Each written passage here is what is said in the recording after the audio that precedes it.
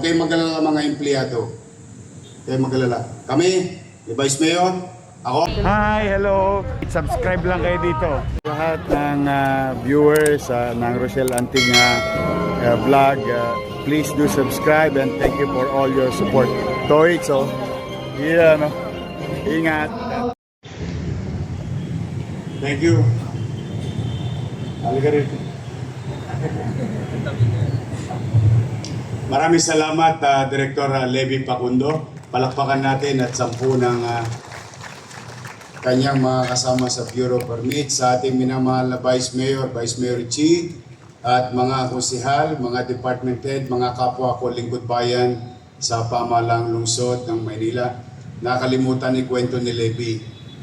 There was an incident about 2 weeks ago before the typhoon. There is this taxpayer,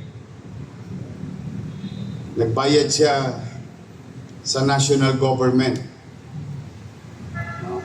at nagbayad din siya sa local government. And this owner, nakita niya bakit hindi pareho yung kwentada. And you know what he did? He sent these people back to the city government only to pay the real amount, which is amounting to more than 500,000 pesos to correct the payment. Now, why am I telling you this and why Levy is telling you this? In fact, ang alam ko lang, 1,164. That was last Monday. Ngayon, 1,500 plus new businesses. And some of it, so you know, is been pending for almost 1 year. They wanted to pay, they wanted to open business, but due to some bureaucracy, red tape, or some discretionary abuse of authority done by individual. These people existed in our city doing business without permits. But they wanted to. Gusto nilang magbayad. Kaya lang yung zoning na yan, nokno ko nang hindi ko maintindihan. Mahigpit pa sa inuya. Totoo lang. When I see documents, I really wanted to, you know, try to, and I hope Director Mark and his new team will continue to participate by encouraging ease of doing business and ease of doing business in the city of Manila. Next will be the assessment. You will go an end-to-end journey. And I hope you cooperate. We know it already that some of those individuals in assessment did. And I don't have time to go after you. I'm going to give you the benefit of the doubt that you're going to do the right thing for the sake of our employees, our city, and especially the people of Manila. Ang buhay natin nakasalalay sa assessment, sa business permit. Sila ang pinakamalaking dalawang ahensya na nagbibigay sa atin ng panggastos para sa serbisyo. Kapag binaliwala natin yan at inayanan naman natin ang isang abogado na gustong hawakan ang lahat ng departamento at pakialaman, malamang sa hindi, magkakaletse-letse na naman tayo. And I hope, mga kapwa ko empleyado, for God's sake, once and for all, let's just do what we need to do. Tulong-tulong na tayo. Hindi naman kami in our own little way magpapabaya.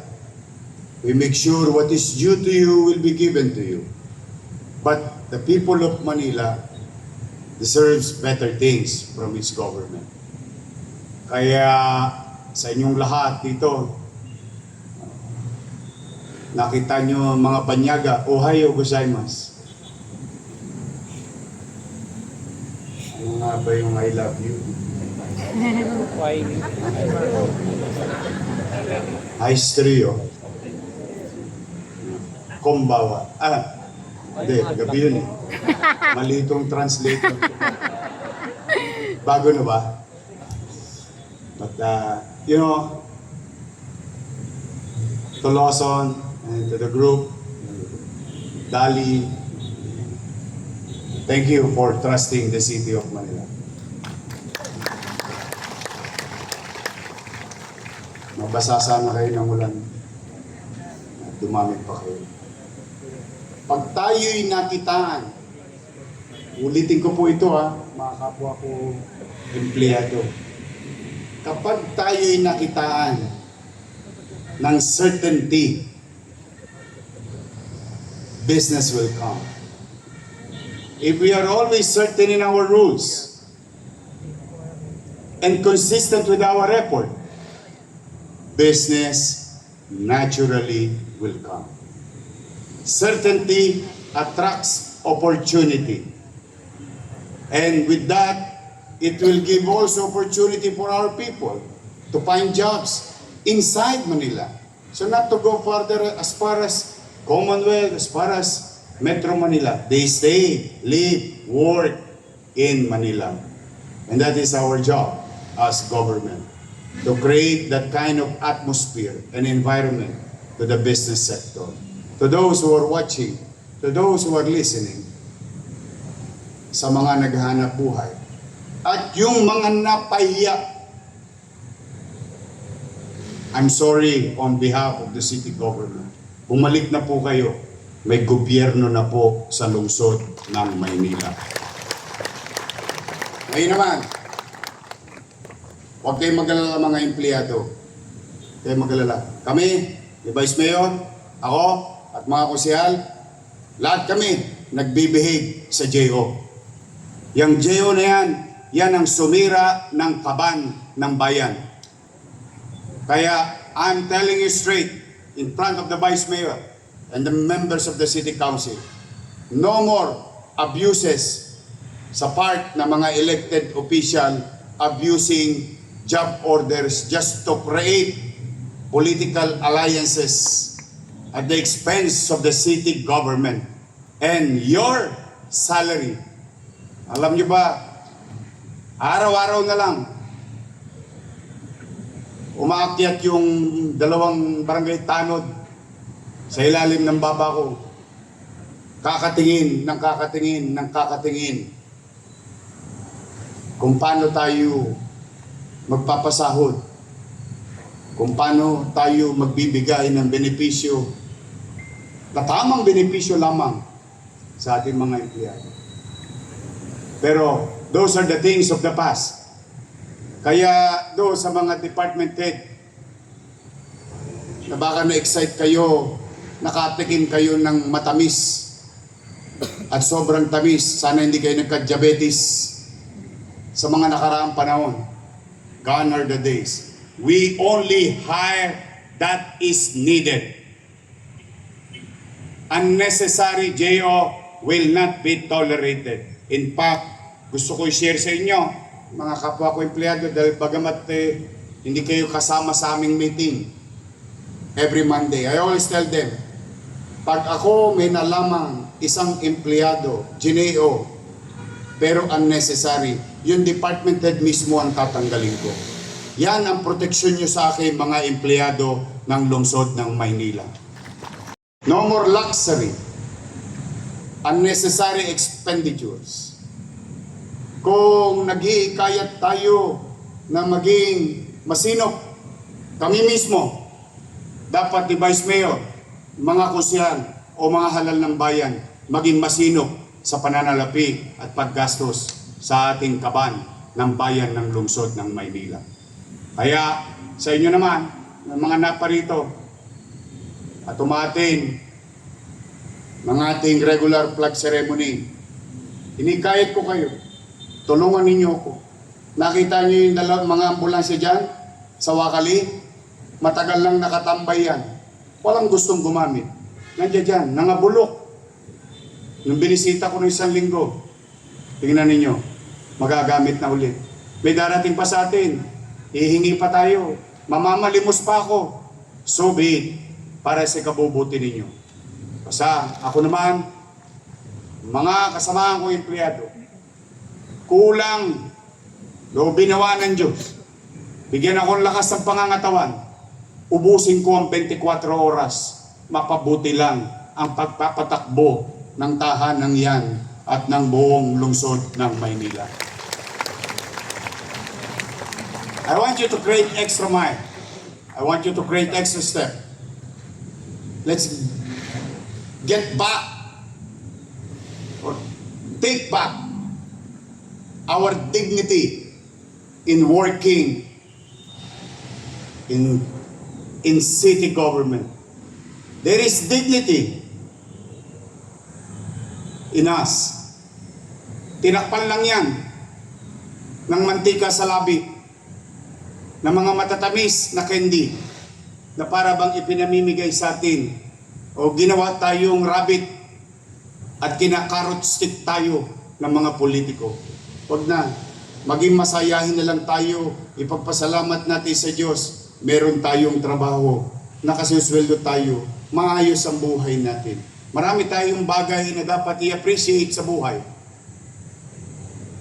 Yes, you want iPhone, maybe all other luxuries in life. Yes, why not? Kung kaya natin. Kung hindi naman, ipag-ibang araw nyo na lang yan. Ngayon, magsinop rin kayo sa inyong sarili. Hindi araw-araw, Pasko. Pero, ano pa man, hirap na dinaranas natin on our fiscal situation. Pumanatag kayo, laging may sweldo.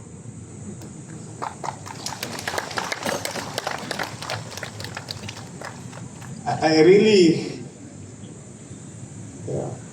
naawa ko sa sarili ko.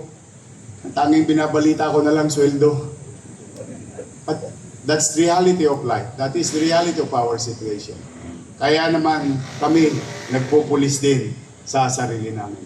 But for now, 1,500 plus new businesses, new jobs, new income. And today, after the rainy day, nakita ninyo, sumikat muli ang araw sa Maynila. Kaya ako'y naniniwala, with your help, to each and every one of you, and those in our district, doing the same thing, what we're doing today. Magsama-sama tayo. Tulong-tulong tayo. Marami nang tumutulong sa atin ulit. Napasin nyo ba, ang dami na naman natin donation? Yes. People are coming in, going back to the city of Manila. Tulungan natin na mailagay ulit sa ayos ang ating pamahalaan. Let's prove to them, again and again, where Manila goes, the country follows. As like, katulad ng lagi nating kinakanta sa awit ng bandila.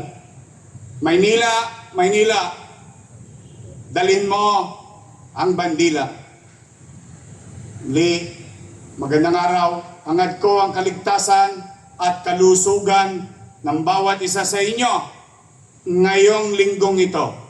Isang maaraw na Lunes, isang araw na maaari natin sisimulan ng magandang linggo para sa kinabukasan ng mamamayan ng lungsod ng Maynila. Maraming salamat. Pagpalain nawa kayo ng Pong May Kapal. Manila! God first. God first. Thank you.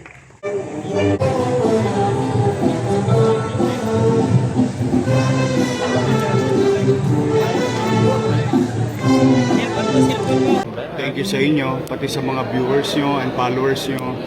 Oh, marami na kayong aabangan. Yes, excited Handa na na po ba kayo kami. mapuyat? Yes naman, your man. Ay makapagpasalamat sa inyong lahat. At sa ating mga vloggers, shout out sa lahat ng vloggers. You survive. Abonado pa kayo. Thank you very much sa inyo, ha? Hi, hello. Subscribe lang kayo dito. Mag-iingat kayo. Lahat ng viewers ng Rochelle Antig vlog, please do subscribe and thank you for all your support. Toits, yeah, no? Ingat.